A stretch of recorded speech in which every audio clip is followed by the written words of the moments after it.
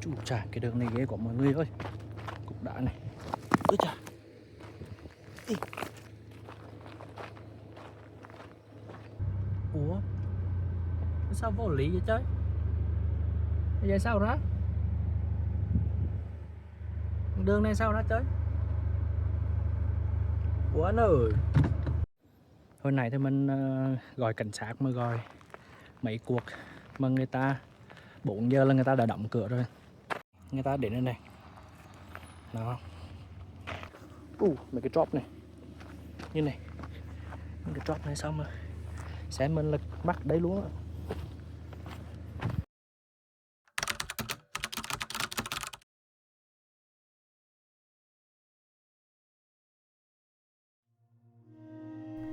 San Bernardino National Forest là một khu rừng quốc gia trực thuộc quản lý của mấy anh trai liên bang Hoa Kỳ, có diện tích tới chặng từ quý 3 nếu các bạn đánh bài tiến lên theo kiểu hệ tụi mình. Với nhiều dãy núi khác nhau cao tầng 3.500m, San Bernardino National Forest là một chuyên gia ăn chặn không khí ẩm từ Thái Bình Dương, tạo thành mưa ở sườn núi phía Tây và để lại cái nịt cho phía Đông. Đây là lý do tại sao ở phía Đông San Bernardino chỉ có cạp đất mà ăn, đặc biệt là công viên quốc gia Joshua Tree và sa mạc Mojave.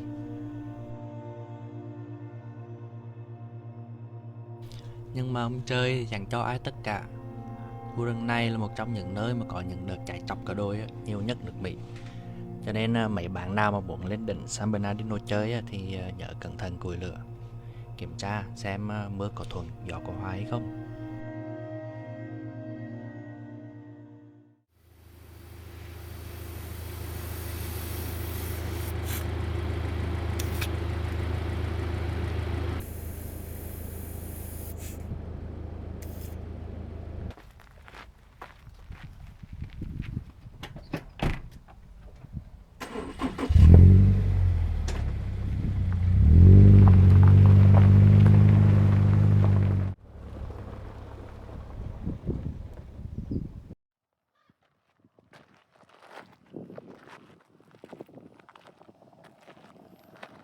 Này, bên đây có cái trái nó lại chứ. Trái nó trái gì ta? SB, come here.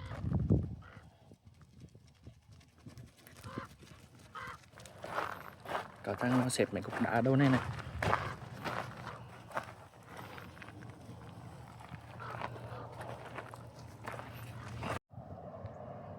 Nó phía dưới kia mình thấy xe nhiều xe chạy này. Cái gì vậy chú? Chú đi hửi cái gì vậy chú? Chú đi hửi cái gì vậy? Đi tiếp ha. Đi tiếp. Let's go. Run.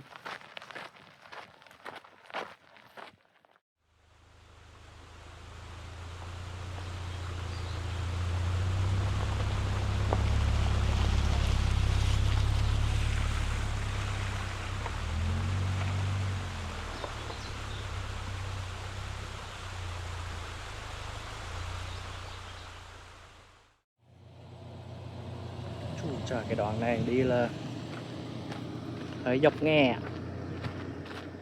Đây có những suối này. Đi mà canh mé trước để mà con chạy đường cho con không là đường này chắc chạy cũng ok nha. Đường này chắc mình chạy được, chắc thôi trước nó bị sạt lở gì đấy nè. Đó, chiếc xe mình trên kia kìa. Đó. Đấy, phải chạy từ từ xuống nè. Đi đây.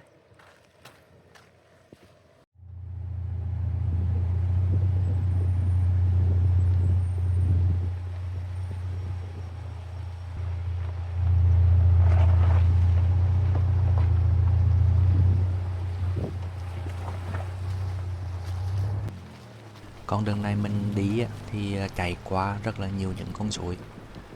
Xuyên cái quãng đường thì cũng phải có trên dưới 10 cái con suối như vậy. Nhưng mà đó cũng chỉ là phần nhỏ thôi, chỉ khoảng 1% là cao tay. Phần lớn những con suối nhỏ khác thì đã bị tịt nước rồi, tại vì năm nay đâu có mưa gì nhiều đâu. Mặc dù tịt nước nhưng mà chúng cũng để lại những cái dip lún xuống mà mình phải chạy từ từ để mà qua, chứ người ta không có lát xi măng như mấy con suối vừa rồi. Đường thì dễ chạy nhưng tốc độ thì không được quá nhanh. Mình phải cẩn thận để những cái khúc thăng trầm đó, chứ không là mũi xe mình nặng bét.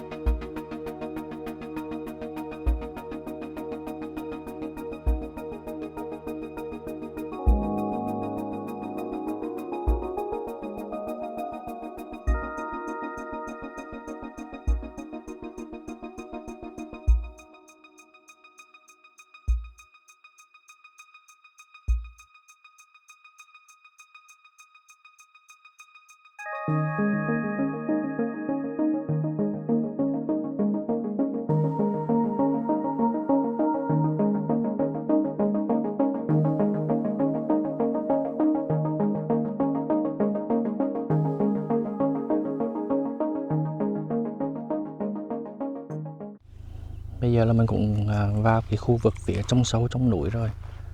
Thì vào đây là mình thấy chạy ngang đây là mình thấy có một chùm lùm cây này mà nó bị cháy hết rồi. Thì chắc là bị cháy hôm vài ba năm rồi là mình cũng không biết. Tại vì cỏ ở dưới thì nó cũng đã mọc lại rồi, mà mấy cái cây này thì nó trơ trụi. Tại vì cái phía khu trên San Bernardino này là lâu lâu nó cũng hay bị cháy lắm. Có một năm mình nhớ là khoảng 3-4 năm trước khi mà nó cháy là tro với bụi là nó bay tận về dưới quần cam dưới mình, là nguyên cả bầu trời là nó vàng khe luôn, là tro với bụi là nó bay về đầy xe luôn, mà cách là cũng chạy xe là cũng phải 1 tiếng đồng hồ nha mấy bạn.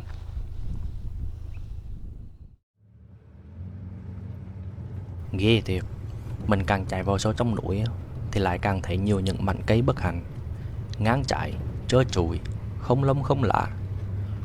Ngay cả động vật như sóc thì hình như cũng đã đưa nhau đi trộn hết rồi, chả thấy con gì mô tê răng rửa.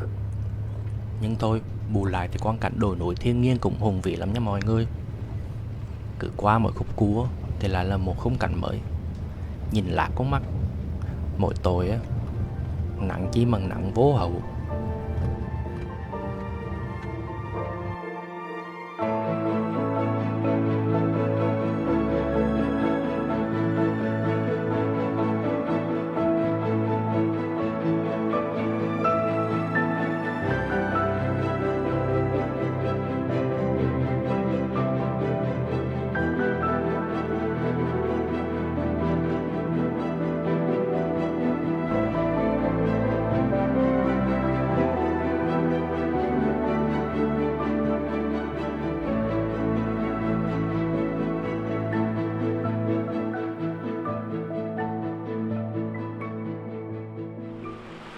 Hello, xin chào mọi người nha.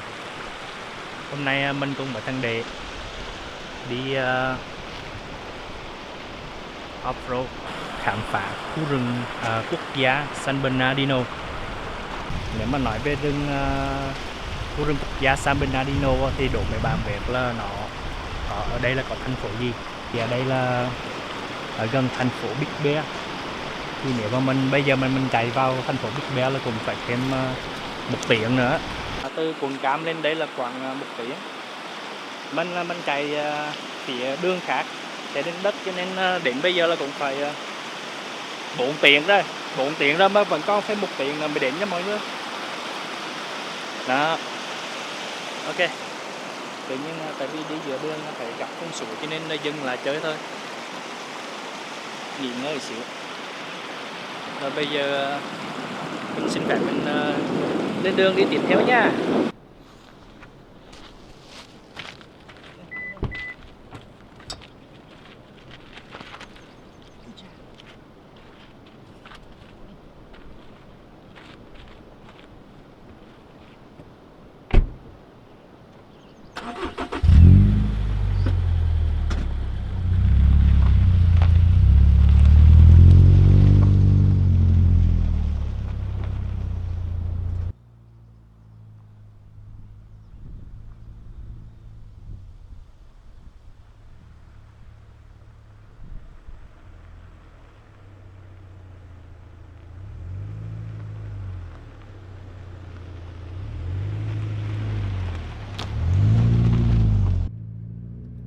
Trừ đoạnนี้thì mình sẽ phải leo dốc liên tiếp 11 km cho đến tận đỉnh Snow Summit. Đỉnh núi có độ cao hơn 2.500m so với mực nước biển. Snow Summit là địa điểm trượt tuyết nổi tiếng nhất ở Nam Cali. Tại vì quanh Nam Cali này đâu có mấy chỗ để trượt tuyết đâu. Nói vậy thôi, nếu các bạn đi cáp treo lên đỉnh Snow Summit sẽ được nhìn thấy toàn cảnh thành phố và cả hồ Big Bear. Trước đây mình có đến đây trượt tuyết một lần, mà cũng là lần cuối luôn đó. Chứ tại quê do măng nạn gần 2 tháng nên thôi cho em xin. Em tận rồi.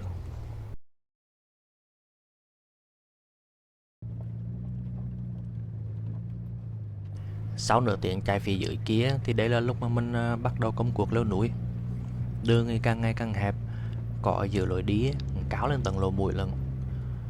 Chắc tại do lâu không có ai đi cho nên đạn rất nhiều nằm trên ninh giữa đường vậy á.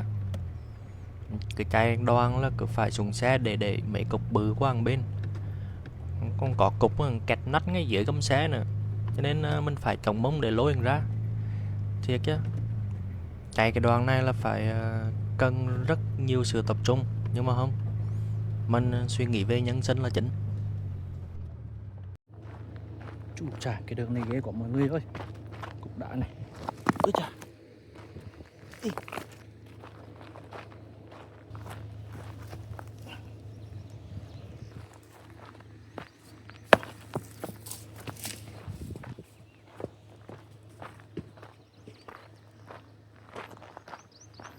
Ok, đi được, không sao. Thôi, chỉ đường Google Maps mình chạy vô cái đường gì mình nhìn ghê quá trời. Bây giờ phải chạy thôi sao giờ. Giờ lui lại còn xa hơn nữa. Tới luôn anh ơi. Chú cha mà ơi. Cuối cùng chạy ra được cái con đường kia. Đường tại vì nó bắt mình chạy lên tận đỉnh, cho nên đỉnh núi á, mà cái đường này là dốc rất là đã. Bây giờ thì vừa qua cái đồi kia thì lại bây giờ lại chạy đi xuống. Thì cái con đường này là xuống về phía Big Bear này. Giờ mình chạy vào Big Bear có kiếm đồ gì ăn xong rồi có thể thì mình chạy ngược lại đấy mình cầm trái. Nhìn đấy cũng đẹp. Chờ ra được nơi có dấu vết văn minh rồi. Ôi gì? Hồi này chạy vừa niệm Phật rồi. Trời ơi, có người đấy này. Bây giờ có người đi bộ đấy này.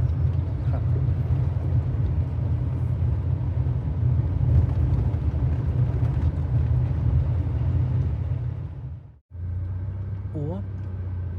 Sao vô lý vậy trời? Bây giờ sao ra? Đường này sao ra trời? Ủa anh ơi?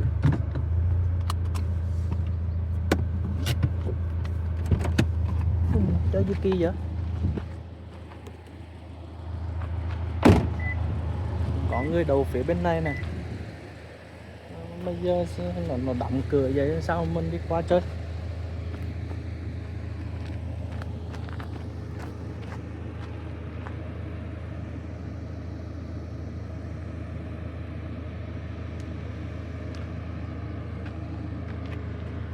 Thật là vô lý. Bây giờ nó đóng cửa luôn. Mà ở đây là văn minh đây rồi này. Bây giờ cái đường mình muốn chạy đây thì giờ nó đóng cửa, bây giờ tính sao? Hồi nãy thì mình gọi cảnh sát mà gọi mấy cuộc mà người ta 4 giờ là người ta đã đóng cửa rồi. Thì hồi nãy có cái anh trai kia anh có đồ nghề để mình kéo cục đá này này. Cục đá này hồi nãy là nó nằm chặn giữa cái đường kia kìa. Đó. Thì lúc đầu là mình sẽ tính là chạy đường tắt để đi vòng qua phía này này. Nhưng mà cái đoạn này thì nó dốc quá. Đó, anh kéo ra. Xong rồi mấy sau cảnh sát nó gọi lại cho mình. Thì bây giờ sẽ có một người cầm chìa khóa lên để mà mở cửa. Chứ giờ bắt mà chạy ngược lại là tới luôn à. Bây giờ cũng 5 giờ chiều rồi. Mặt trời còn cao nhưng mà bây giờ mà chạy ngược lại là không biết đời nào mới đến. Mà đường kia ghê quá. Thôi ngồi đây đợi. Có anh kia về chủ kia. Lúc đầu là cũng giúp mình mà bây giờ hai người cũng về luôn rồi. Đó, giờ cục đạn nó nằm giữa đường luôn, lấy giấy kéo sao cục đạn nó nằm giữa đường luôn. Đó, hồi nãy là cục đạn nó nằm ngay đây này. Đó là tính là chạy cái đường dốc lên đây này, mà dốc lắm, nhìn không biết camera có thấy rõ không, nhưng cái đường này nó dốc lắm, mà khi mình quẹo lên đây là sẽ cái chiếc xe là nó sẽ bị nghiêng nghiêng á. Nếu mà nghiêng mà chạy qua đây, cái đoạn này nó cũng dốc này, nếu nghiêng mà mình không có đưa thẳng chiếc xe xuống á là có thể là sẽ lật xe luôn á. Người ta đến đây này, yeah, qua được cái cửa rồi, nhưng mà bây giờ phải làm việc với lại cảnh sát nè. Nó tới nó hỏi tùm lum rồi nó bắt nó phạt mình, tại vì nó nói là mấy cái đường sau kia là bị đóng, mà đâu có đóng gì đâu chơi. Ở ngoài kia có mấy cái cổng như vậy luôn mà nó mở không à, mà cũng đâu có bỏ cái đâu có bỏ, nói là không có được chạy gì đây đâu, ai mà biết. Bây giờ chạy qua thì lại bên này đến nói là mình phạm tội gì á. Kệ đó, phạm tội thì ra tòa chơi thôi sao chứ. Bây giờ là mình đang đi đường Burns Canyon nha mọi người, rồi đi chợ mua đồ này kia rồi. Gặp anh nhân viên liên bang, anh nói mấy câu nghe ghê quá. Bây giờ thì mình vào đường này mình kiếm chỗ cắm trại thôi. Bây giờ thì mình rút kinh nghiệm rồi, cho nên hồi nãy mà quẹo vào đường này là mình đã kiểm tra chắc chắn có thử nó có thông báo động đường hay không, là mình đã kiểm tra rồi, thì đường này chạy được nha mọi người, không sao.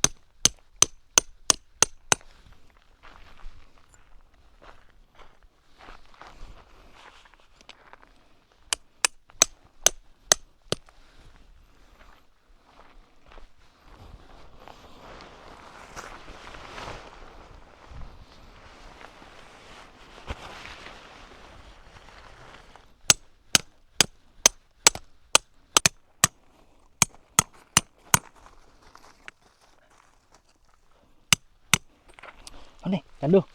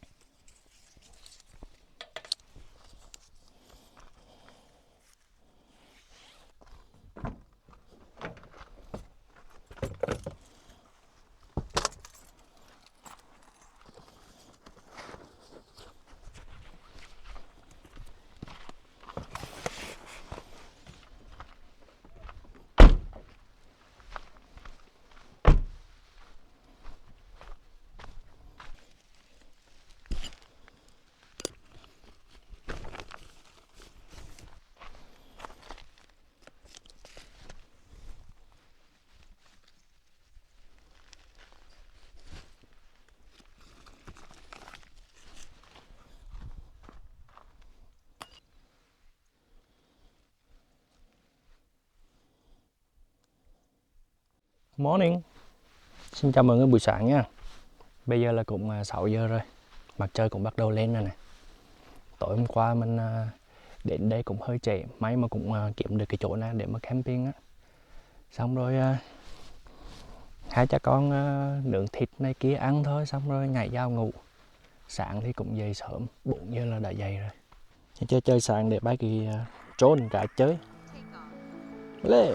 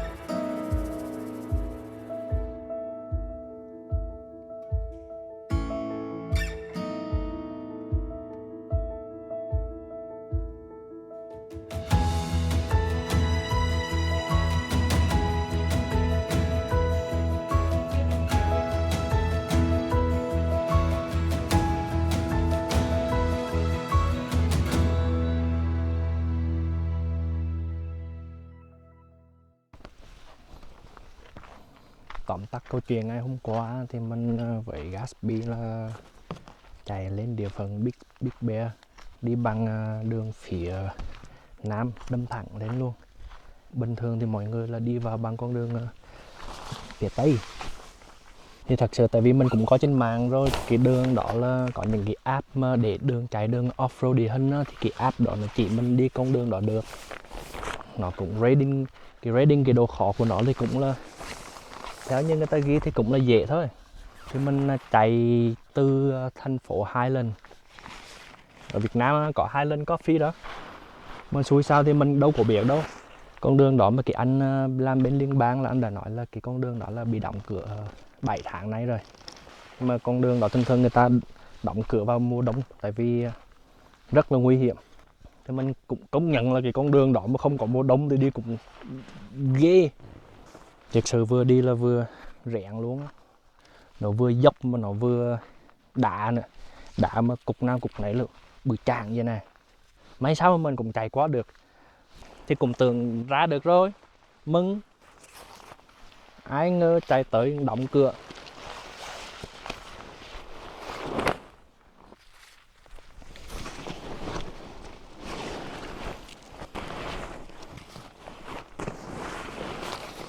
Thì trên cái biển báo nó là nó có cái nếu mà cần sự giúp đỡ gì thì cứ gọi mấy anh Mountain Ranger.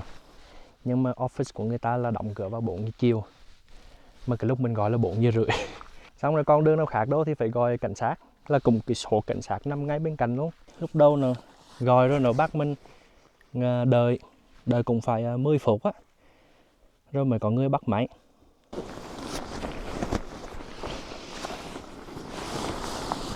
Thì khi mà mình gọi vào thì mình cũng có nói chuyện với cái cô kia, là mình cũng có đưa địa chỉ. Xong rồi cô đó cô gọi backup. Thì lúc đó mình mới nghe là mình cũng vui. Trời ơi, được thoát cửa rồi man ơi. Cũng tưởng là sẽ được mở cửa để cho đi thôi. Ai ngờ anh liên bang này anh vừa lên là mặt nghiêm nghị lắm này. Ai cho mày đi con đường này? Mày biết cái con đường này là đã đóng cửa hay không? Chứ mình cũng ủa, tao đâu biết đâu. Cái con đường phía sau kia nó đâu có đóng.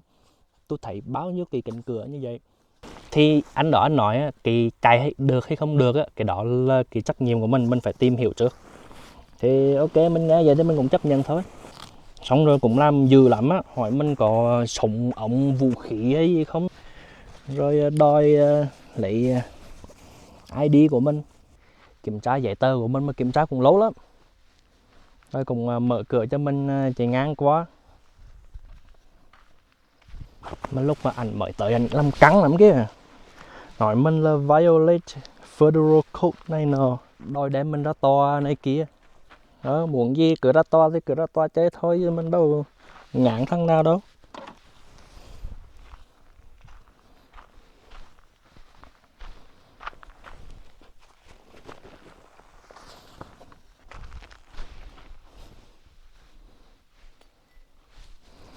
Gabi, ê đừng có đạp, đi có đây. Thì xong rồi anh kiểm tra ID của mình thì chắc cũng thấy mình công dân gương mẫu á. Công dân gương mẫu là 1. Mình nghĩ cho nhân cách và mị lực là 10. Cho nên cuối cùng chỉ là cảnh cáo thôi rồi cho mình đi. Xong còn răng dạy mình thêm một câu nữa. Mày mà còn đi đâu mà còn bị cái lần này nữa là tụi tao là sẽ đem mày ra liên bang nghe. Sợ quá, thổ. Tiếng tay thối nó làm cắn. Đây nè, tôi nói có video mắt có biển báo nghe. Để tôi quay lại video cho mấy anh coi luôn. Cửa thì mấy anh mở tăng hoang.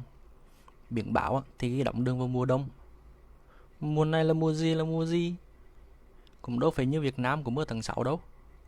Tại sao mấy anh nở lòng nào mà đòi đem tôi ra tòa? Tỏ lao.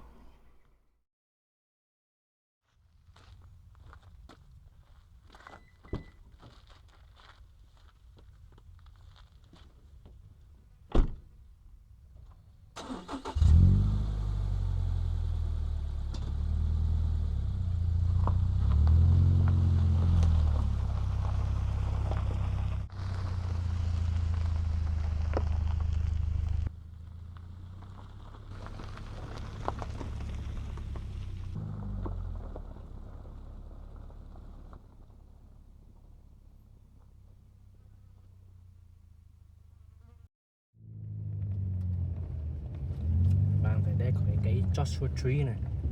Con to bự chàng không? Còn to hơn cả mấy cái cây Joshua Tree ở cái công viên quốc gia nữa nha. Ở đây là Big Bear. Mà mấy cái cây nó cũng bự hơn là cái phía bên kia nữa. Bây giờ thì mình đi cái con đường này là mình xong rồi mình đi về thôi. Giờ mình chạy thêm từ đây chạy ra ngoài kia là cũng phải 10 cây nữa. Hy vọng đường ok. Cứ qua giờ chạy mấy đường đá không à. Đây có 2 con đường.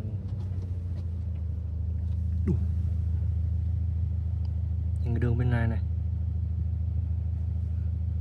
Đường này ai mà đi chơi. Đường này là chỉ có mấy cái thằng mà 4x4 mà thật sự là xe phải cao quá, phải có lốp này kia. Trời ơi, mấy anh ơi, mấy anh dân chơi vậy. Mình đi lên coi thử thôi, chứ mình không có chạy đường này đâu. Chú cha những đường này.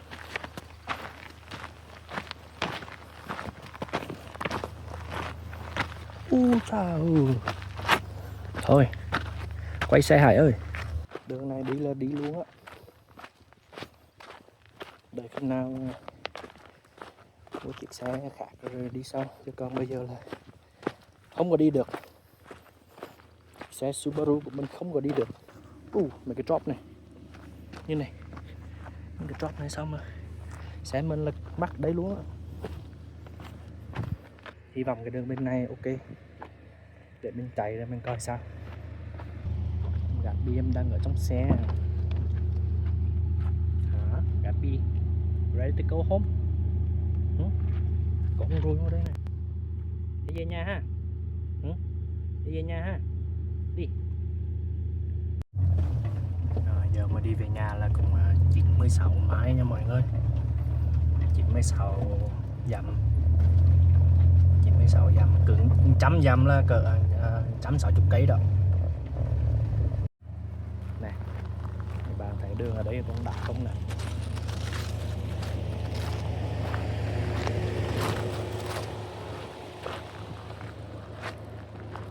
Chú cha. Máy mà nó vẫn đỡ hơn là phía bên kia hồi nãy mình cho mọi người coi á. Cái đường này mặc dù đá thì cũng đá nhưng mà vẫn đi được. Cứ chạy chậm chậm thôi. Nãy giờ thì cũng sắp ra được đường cao tốc rồi nè mọi người. Đây là cao tốc số 38. Có nhiều đây luôn nữa này.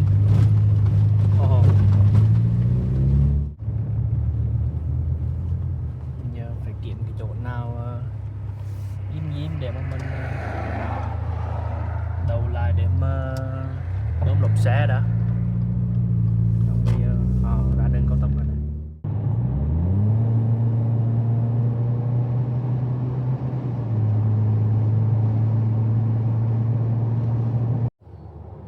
Đó, nhìn đẹp chứ mọi người. Hôm qua là mình đi cái đường ở dưới bên kia đó. Nè, để mình zoom vào cho mọi người coi. Đó, cái đường này này đó, là hôm qua mình đi cái đường này đây.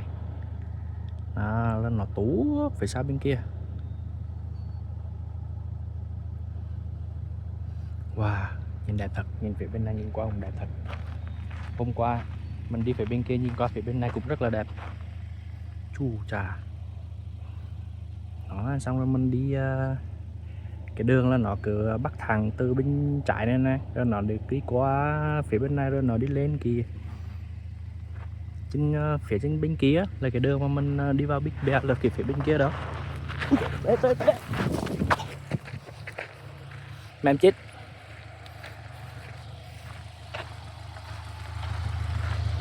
Đây, thành quả hôm qua mình chạy xe đây. Nào. Bởi vì cây hai bên đường á, nó mọc nhiều quá cho nên giờ sợ là chạy hết xe luôn à. May mà mới kiếm được một chỗ diêm để mà bơm lốp xe, thì bây giờ bơm xong là đi về thôi.